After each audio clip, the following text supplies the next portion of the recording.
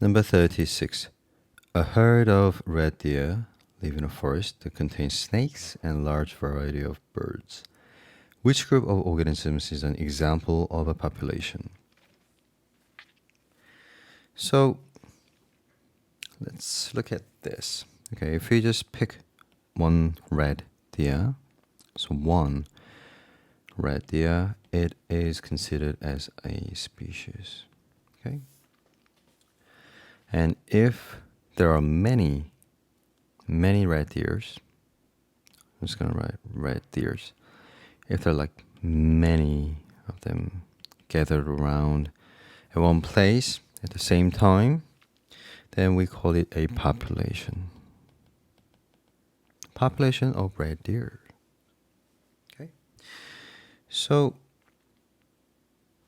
I guess B is the right answer. All the red deer in the forest. Okay. So the population should have a same type of species. Okay.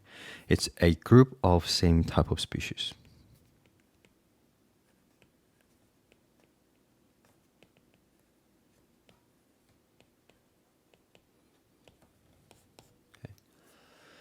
Only one species gather around that forms a population.